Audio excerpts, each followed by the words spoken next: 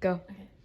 Hello, everyone. So my name is Krista Dalzero, and today I'm going to be talking about May 4th Romanticism and the way Bachin's family showcases shifting cultural values that were occurring in China during that time.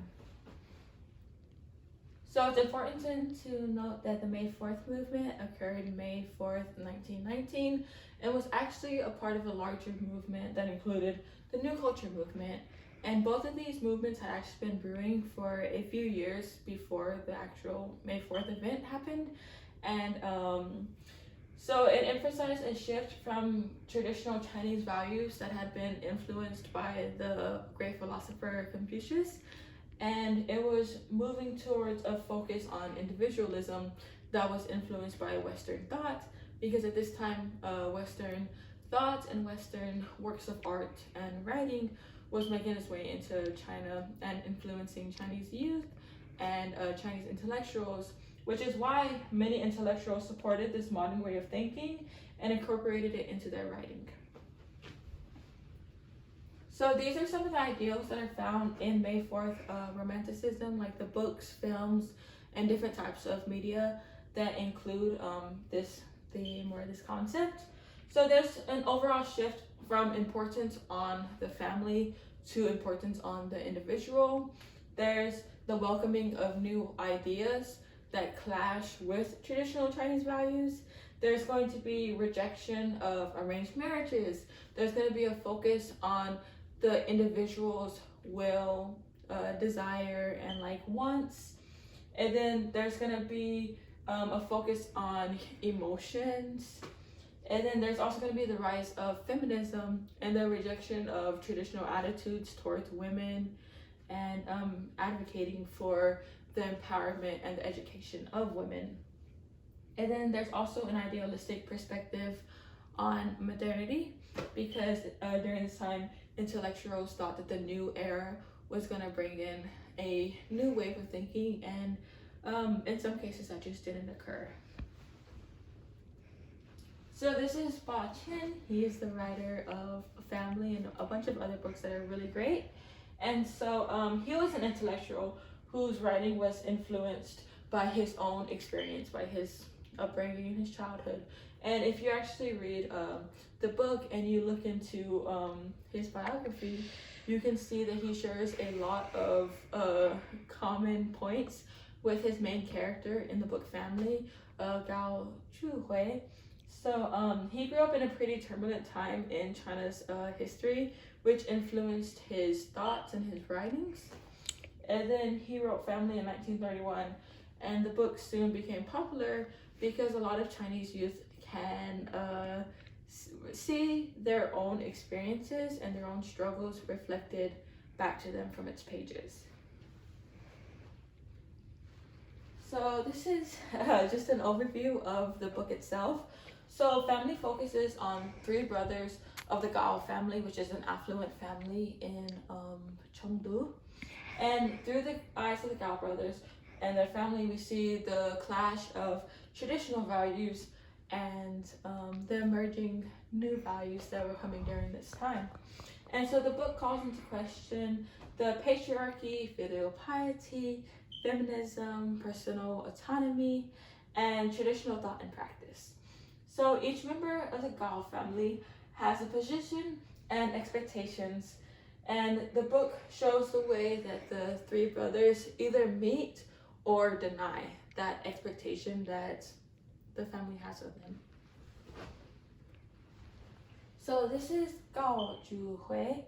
He's actually the third and youngest brother of the Gao family, and he's also the main character, and he's also the one that you can see a bit of similarities between him and Bachin. So he best characterizes the ideas of the New Culture movement, and in him we can see the way that the writers of the era actually romanticized the May 4th movement, because he embodies a lot of the ideals that characterize the movement itself. He's a firebrand, he's idealistic, he thinks of the individualist is more important than the collective or than the family.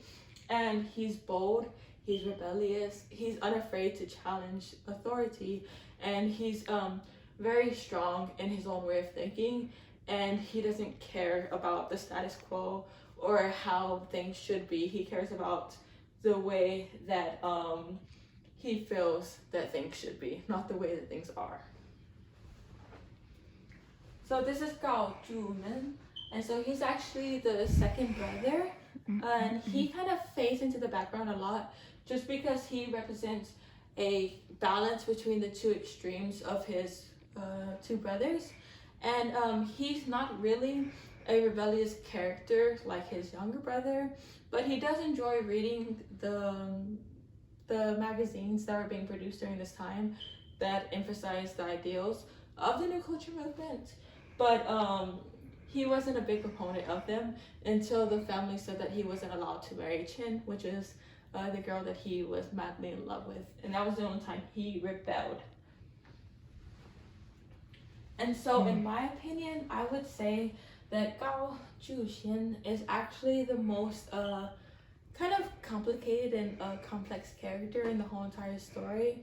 And even though the story focuses on Zhu Hui, I really enjoyed reading about Zhu Xin, about his struggles, because I think that they're very unique, and he kind of embodies the tensions that Chinese youth felt between the traditional values and the emerging modern values.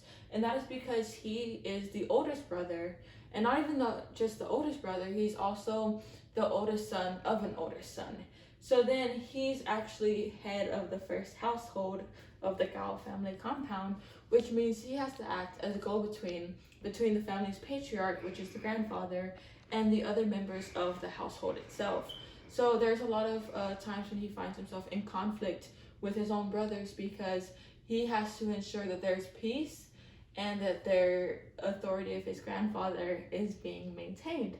So he has to deal with a lot of difficulties within the house and actually fix them. So he fixes them a lot of times at kind of the detriment of his own personal wants and desires, because he suffers a lot throughout the book with in many different ways, but he still remains loyal to his family, and he feels kind of the tension in those values the most. So his two philosophies are the philosophy of the compliant Bao and the policy of no resistance, and these two philosophies give him the strength that he needs to deal with his family and to deal with his own personal struggles, I would say.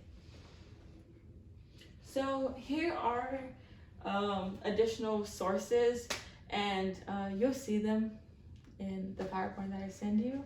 So if you're more interested in May 4th Romanticism, I am including a list of other books, movies, and magazines that were written during that time period, as well as modern day scholars analyzing that time period and putting their own spin on things and viewing it from the perspective of today and being able to look back and see the result of that movement. So I will be including that. So thank you very much for listening to my presentation today.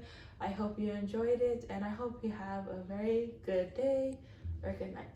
So thank you very much. 谢谢。